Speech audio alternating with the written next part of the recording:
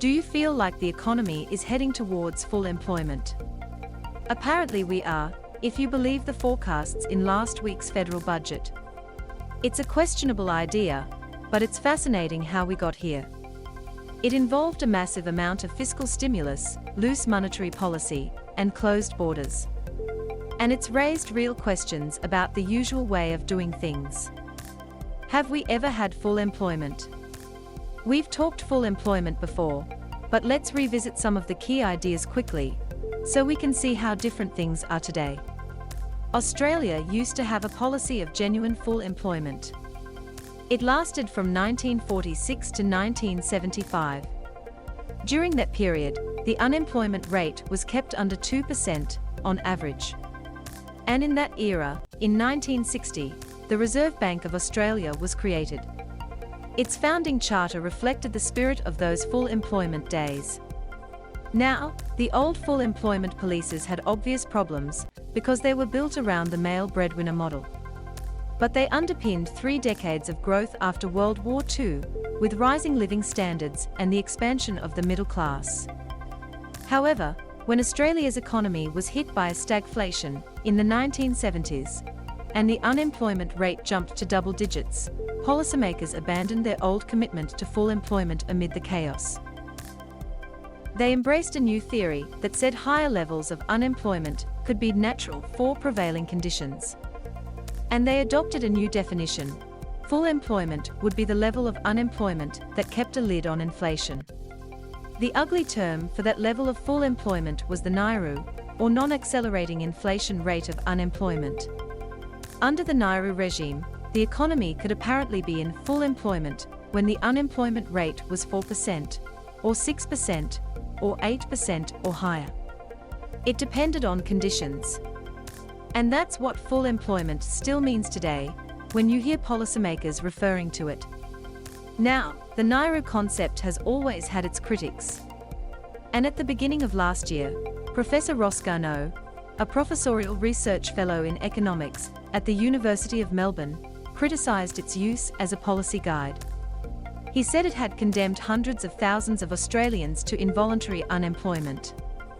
He said the decision to allow so many people to languish in unemployment in recent years, to suppress wages and inflation, as part of the country's broader economic policy settings, had immiserated people and cost the economy hundreds of billions of dollars in lost economic activity.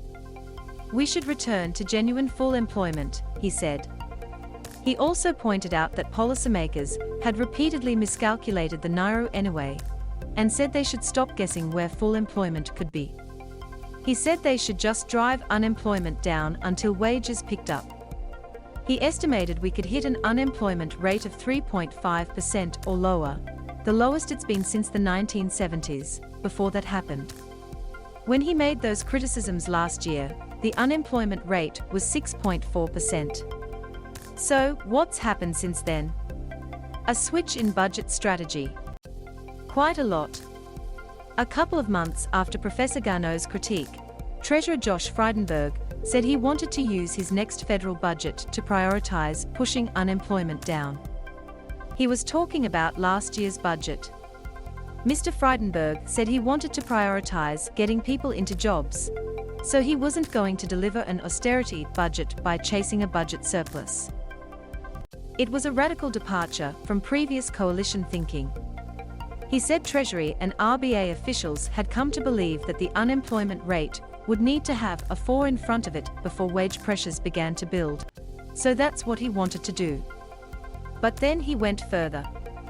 He co-opted the Keynesian argument that if you concentrate on getting as many people as possible working, the budget will repair itself over time.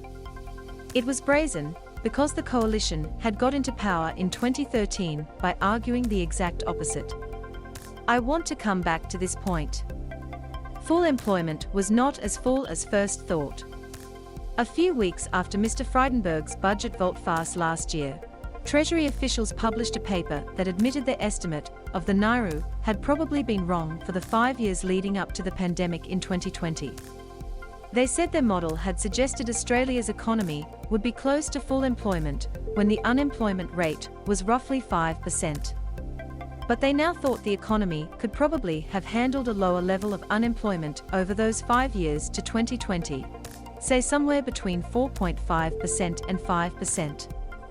It was some kind of progress. For those 5 years, Australia's unemployment rate hadn't fallen below 5.1%. Wages growth had slowed to record lows. Inflation didn't get above 2%. We were nowhere near full employment. But would an unemployment rate of 4.5% have been low enough to turn those weak wage dynamics around? Hardly. That's why some economists welcomed Treasury's mea culpa, but said its updated NAIRU estimate was still nonsensical. Then unemployment falls quickly. At any rate, once Treasury officials convinced Mr. Frydenberg of the benefits of using fiscal policy in last year's budget to drive unemployment down hard, the economy was set on a certain path. And during the next 12 months, Australia's labour market became far tighter than many predicted. Due to a unique combination of massive fiscal stimulus, historically loose monetary policy, closed international borders, and a widely vaccinated population, the unemployment rate was driven down rapidly to 4%. And that's where it's sitting now, at a 13-year low. It's seen the employment-to-population ratio and the participation rate both hit record highs. Underemployment has fallen significantly. And a senior economist at ANZ thinks the unemployment rate could even fall to 3.3% by the end of this year. Last week's budget. So, what about last week's federal budget? Well, it included another new NAIRU estimate. Apparently, Treasury officials now think the economy could be in full employment, with an unemployment rate of 4.25%. So they've lowered the NAIRU again. The unemployment rate has fallen faster and lower than previously expected, without generating substantial wage increases, the budget papers said.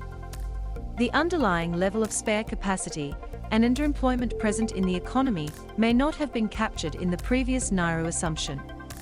Additionally, structural changes may have altered the wage and price-setting dynamics in a way which was not fully reflected in earlier estimates.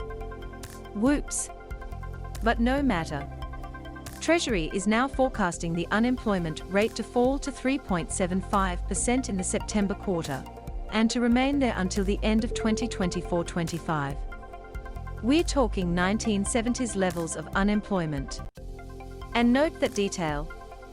They are assuming the unemployment rate will sit around 3.75% for more than 2 years, while the NAIRU will be sitting at a higher level, at 4.25%. So, they are thinking the labour market will likely experience over full employment for more than 2 years.